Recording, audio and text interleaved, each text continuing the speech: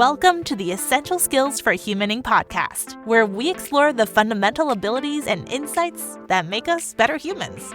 Here's your host, Christina Eanes. Hey friends, Lori Muhlstein here, your guest host for today's episode and an instructor with Eanes Training. I'd like to share a little secret about myself that you may not know. And that is, when I'm not teaching communication and collaboration skills, I'm up on stage as an improv actor. And that's exactly why today's topic is one of my absolute favorites, so near and dear to my heart. And it's because the same principles that make an improv scene come to life can completely transform how we connect, create, and collaborate at work. We're going to be diving into a concept that's so simple yet powerful that it can turn awkward silences into momentum, transform disagreements into opportunities, and make every conversation more productive and a lot more fun. And let's face it, we could all use a lot more fun. Today, I want to talk about a simple mindset shift that can completely transform how you communicate, collaborate, and connect with others at work. It's called the yes and approach. And no, you don't have to be an improv actor to use it. I'm going to walk you through a couple of key points today. First of all, we're going to start with what is yes and where does it come from? We know it comes from improv, but we're going to delve a little bit deeper. We're going to also talk about why it's such a powerful communication tool in the workplace. We're also going to address some common misconceptions that keep people from using it effectively. And then you're going to have some step-by-step ways that you can practice it starting right now. Real-world examples are also going to be offered on how they can change conversations, team dynamics, and even your own leadership style. So, by the end of this episode, you'll not only understand the concept, but we'll have some concrete strategies you can use right after you take out your earbuds or however you're listening to this podcast. So let's get started. What is yes and? Well, let's start at the beginning. If you've ever been to an improv comedy show or even watched various clips online, you have probably heard the phrase, yes and. It's one of the fundamental rules of improvisation. In improv, actors are building a scene together without a script. It is kind of like flying without a net. The actors don't know what's coming next, so they have to create the scene in the moment. Here's how it works. One actor might say, "Wow, it is hot in this submarine." The other actor does not respond with, "Submarine? We're not in a submarine." That is a surefire way to kill the scene and make it completely uninteresting for the audience. Instead, what the other actor does is they accept the gift of what's being offered, and they add to it. And they might say, "Yes, and the ice cream machine just broke, so it's going to get even hotter." That is a very small shift, but it completely changes the outcome. The first example shuts down things right away. The second keeps the momentum going. We just don't know where it's going to go from there and how much fun they're going to have. Now, here's the big secret. This isn't just for comedy clubs. Yes, and is a way of thinking and responding that works incredibly well in professional settings. Could be in meetings and brainstorming sessions, one-on-ones, and yes, even difficult conversations. And I'd even say definitely in difficult conversations. In the workplace, yes and means accepting what's being shared. It doesn't mean I'm agreeing. It just means I'm acknowledging what's being said. And then I'm going to build on it. It's about adding something that will move the conversation or idea forward. Why does yes and matter at work? You might be asking that question. Well, let's be honest. Most workplaces aren't short on ideas. The challenge is that a lot of good ideas just never see the light of day because they get shut down too early. Why don't you think about your last team meeting or a brainstorming session? How often did conversations stall because someone shoots down an idea immediately? And I'm going to say it with the dreaded, yeah, but. Or maybe people are waiting for their turn to talk instead of listening. So nobody's paying attention. Everybody's just listening to what they're going to say next. Or as Stephen Covey says, most people listen with the intent to reply and not with the intent to understand. Or maybe the loudest voice in the room will dominate while quieter people will hold back and not participate. When any of this happens, you lose momentum. You also lose the opportunity for a high candor environment. That sense that it's okay to take risks and share ideas without fear of ridicule or rejection. And we're going to talk about that a little bit more in this podcast. Yes, and changes this dynamic. When you start with acknowledgement and building on contributions, you keep conversations moving, you encourage more participation, and you foster an environment where innovation and creativity thrives. And here's another bonus. When people feel heard and valued, they're more engaged, they're more creative, and they're more committed to the outcome. That, folks, is progress. Here's some common misconceptions about yes and. Yes and does not mean agreeing with everything. It just doesn't. You are not signing off on a bad idea. You're not ignoring potential risks, and you are not saying, sure, let's blow the entire budget on matching company jet skis. Instead, with yes anding, you would be creating a space to explore the idea before deciding on it. It's about curiosity more than criticism. So, for example, instead of saying, no, that won't work, you might say, yeah, I see the benefit of that approach. And we need to think it through and how it could fit within our timeline. Or you could say, yeah, I understand what you're aiming for. And we could also consider adding this element to make it even stronger. We're just adding on to it. We're seeing where this idea can go. And it's making people feel better that you're at least acknowledging what they had to say. Another misconception. It's not about being fake or overly agreeable, smiling and saying yes and when you really don't mean it. It's about finding a bridge between what's being offered and actually what is being needed. There are 3 core skills for yes and so we're going to go ahead and break this down a little bit. And these are skills or steps that you can use that are pretty easy to practice. The first thing we need to do is listen fully. That's another foundation of improv, is that we're in the moment and that we're listening. And I might be stating the obvious, but most conversations really aren't about listening. People are usually preparing their next response. What do I need to say next? How can I retort on this particular subject? But yes, and starts with genuine active listening. Remember, active listening can be hard. And this means to maintain eye contact. We need to engage with the other person. We're with them. If we're in virtual meetings, we verbally acknowledge. We can still make eye contact by looking at the camera.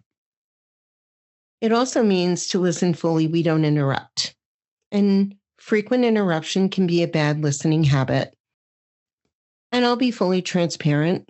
That's one of my bad listening habits. I'm constantly having to remind myself when I find myself jumping in there to take a beat and listen. And then to listen fully, we also need to ask clarifying questions. What did you mean by that? Help me to understand what that meant. Maybe paraphrasing. What I heard you say is this. Did I get that right? I want you to make a quick mental tip next time you're talking with somebody else. When that someone else is speaking, I want you to imagine that you are going to have to summarize their point to someone else later. What that will do, it will force your brain to stay with them instead of jumping ahead. Because if we know we have this important piece of information that we have to share with somebody else, we're going to force ourselves to listen more fully. The second core skill is acknowledging before we add. And this is where yes and comes in. Instead of yes, but, or yeah, but, replace that with yes and. First of all, yeah, but is a momentum killer. It makes the person feel like they're being dismissed, even if you think you're being diplomatic. Instead, yes and says, I heard you. I value your contribution. Let's build on it. Even if you need to share a concern or redirect, you can frame it as an addition rather than a block. You can say, yes, and we have some budget parameters. Let's explore this further to see where some of these ideas may fit within those parameters. We're adding on to it, but we didn't agree. We acknowledged. The third core skill, embrace surprises. Sometimes ideas or comments come out of left field. Where did that come from? Right? Yes, and will help you to respond without freezing up or trying to shut things down. Yes, and is really about curiosity. It's about exploring where the idea could go before you decide what to do with it. Something may sound a little harebrained, but if you take a step, a beat, and you do some yes-anding, maybe there's some golden nuggets in the idea that you can use. So embrace those surprises. Let's move on to some practical workplace scenarios. And these are pretty real scenarios. Let's go to scenario 1, and that's brainstorming new marketing campaigns. In the old way, without yes and, the conversation might go something like this. We should launch a TikTok campaign. Nah, our audience isn't on TikTok. Conversation over. Done. Let's look at it maybe with yes and. We should launch a TikTok campaign. Yeah. And maybe we could test a few short form videos on Instagram Reels first to see what resonates, since there's some overlap with our audience. It's providing another element of the solution and acknowledging what the other person said. It keeps the idea alive while still addressing those practical considerations. Moving on to scenario number 2. You'll love this one. Handling feedback from your manager. There's a whole class on feedback. The old way of handling feedback from your manager might be, your manager could say, we need to adjust the presentation. It's too long. In our response, but I already cut it down. That's a little defensive and totally ends the conversation. Let's look at it with yes and. Your boss might say, we need to adjust the presentation. It's too long. With yes and, your response would be, yes. And I can focus on condensing the case study section, so we'll still be able to keep the core examples, but save time. Sounds a lot better. Manager feels heard, and you showing a willingness to collaborate. That's kind of a win-win. A third scenario for you. Cross-department collaboration. In the old way, somebody might say, we should involve the sales team earlier in the product design process. Response. Well, that's not how we've done it before. That doesn't let the conversation go any further, right? Now with yes and. We should involve the sales team earlier in the product design process. Yeah. And if we set up a short monthly touch point, they can share real-time customer feedback without slowing down design sprints. Now we're building a bridge between the suggestion and operational reality. The sales team wants to stay in the field but provide their customers' input, and the product team wants to get things out the door. And so this is a great way to have both of those things happen. Yes, and creates a high candid environment. One of the most powerful things about yes, and is how it contributes to people being able to speak up honestly. The shared belief that it's okay to take risks and speak up. It's a beautiful thing. Research from Google's Project Aristotle found that an environment where people feel comfortable speaking up is the number one predictor of high-performing teams. And yes, and supports it. It helps to validate contributions before evaluating them. It really encourages more voices in the room, more ideas, more people speaking up. And it also reduces the fear of judgment. When team members know their ideas won't be immediately shot down, they just bring more ideas forward. That's fuel for innovation and for creativity. That helps to build an environment of trust and a high-performing team. So how can you practice yes and with your team? I'm going to provide you with a couple of exercises that you can do immediately. Let's look at the first exercise, and this is called the 1-minute story. And this can be done either in pairs or in a large group, however you'd like to do it. One person starts telling a story, any story, it doesn't matter the topic. And every time another person responds, they have to start with yes, and. Now, if you're doing it in pairs, great idea to set a timer. One person starts the story and they go back and forth with yes, anding. And then after a minute, you switch and the other person starts a story. You can do it in a large group where one person starts the story and it goes around in a circle. And we have to listen and involve ideas from people that went before us. And it's a really fun activity and actually a really great icebreaker as well. So that's the 1-minute story. Here's another one. Brainstorming without buts. And that's BUTS. Set a timer for 10 minutes. You'll then pick a topic. So everyone contributes and they must start their contribution with yes, and. There is no evaluation until the timer stops. Everybody keeps going with yes, and. This is just really remarkable because you'll be amazed about how many ideas come out of it. Great brainstorming exercise. And then finally, exercise number 3, the reframe challenge. This is my challenge to you. For 1 week, every time you feel the urge to say, yeah, but, I want you to take a pause. I want you to see if you can reframe it into yes, and. Even if it's just to acknowledge and redirect. I want us to get out of that habit of yeah, but, and more in the habit of yes, and. Yes, and's hard. I mean, let's be real. There will be times when yes, and feels very unnatural. You might be in a rush.